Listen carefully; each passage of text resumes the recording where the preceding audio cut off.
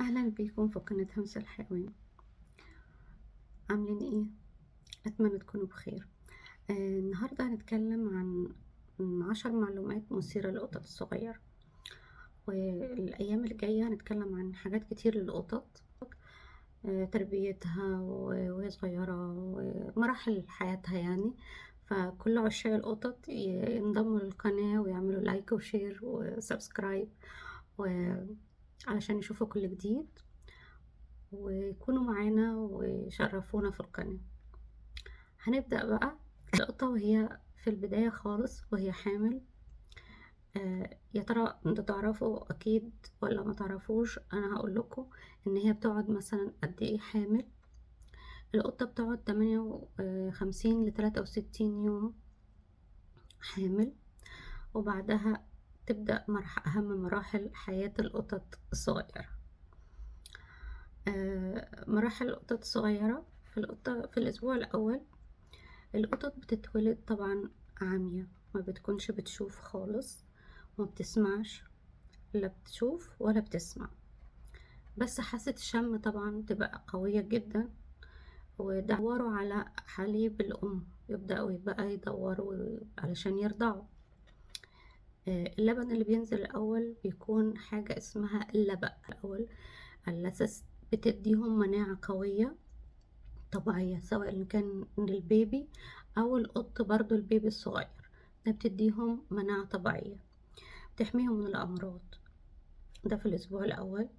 الأسبوع التاني بيبقى العيون تبدأ بس تفتح بالتدريج، ما بتكونش تفتيح كامل بس بيبقى تدريجي، وحركتهم تزداد شوية شوية، بس دايما الوقت كله بيقضوا نايمين، يعتمدوا على دفء وحنان أمهم طبعا، لأن هي دايما بتبقى معاهم في الوقت ده، مش بتسيبهم يعني.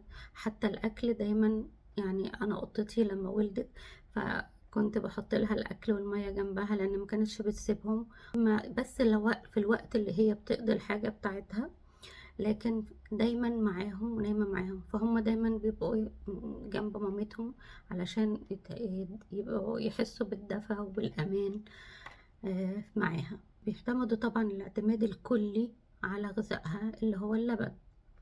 في الأسبوع الثالث الأسنان اللبنية بتبدأ تظهر، بس بتبقى لسه يعني مش كاملة، بس بتبدأ القطط تحس بحكة في اللثة، عشان كده تبدأ تعض أو عايزة تعضعض في حاجة وهي في الأسبوع الثالث. وده بنبدأ نديهم حاجات أكل مع مساعدة مع اللبن بتاع الأم، بس تكون حاجات لينة، يعني حاجات بسيطة على أساس ما تأثرش عليهم، لأن نديها لهم بحذر طبعا. حتى وممكن يكون أكل أو أكل طري بس يكون مضمون، ويكون لأن نديهوله بحذر، لأن لسه بيبي ما ينفعش نديله أكل على طول.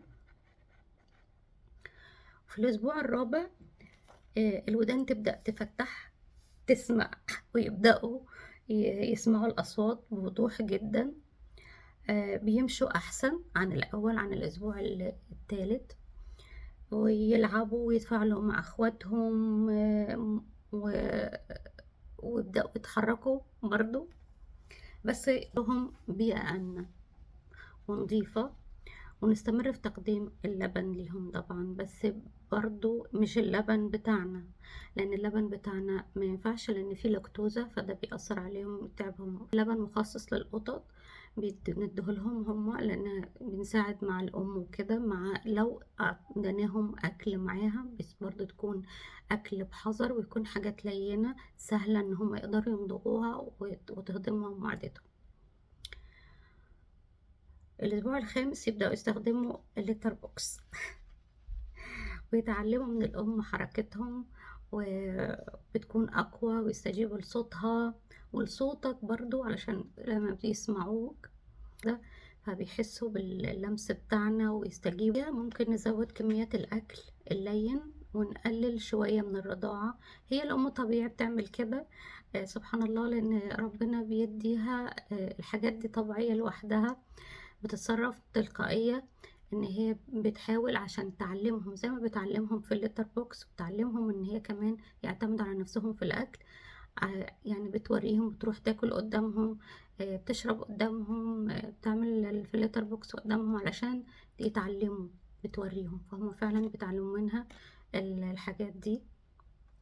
ده في الأسبوع السادس بيبدأوا يتدربوا على الحاجات دي، والعلاقات مع البشر يبدأوا يكونوا معانا اجتماعات بقى، ونمسكهم، نقدر نمسكهم يتعاملوا معانا، بس يكونوا هما لسه صغيرين يبدأوا يتحركوا كده، فبيقدروا يتعاملوا معانا. ونبدأ ندربهم برضو على بعض السلوكيات البسيطة، ونعرفهم أكتر على البيئة بتاعتنا، ويعني يقدروا ممكن يطلعوا من المكان اللي هم فيه عشان يعرفوا أجواء البيت وأجواء العيلة، ويشوفوا الناس اللي موجودة عشان يتعودوا علينا وعليهم، واحنا نتعود كمان عليهم. الأسبوع السابع الأسنان اللبنية بقى كاملة، يعني كويس جدا، ويلعبوا تمام، ونلاحظ شخصياتهم بقت أوضح، كل واحد ليه طبع معين.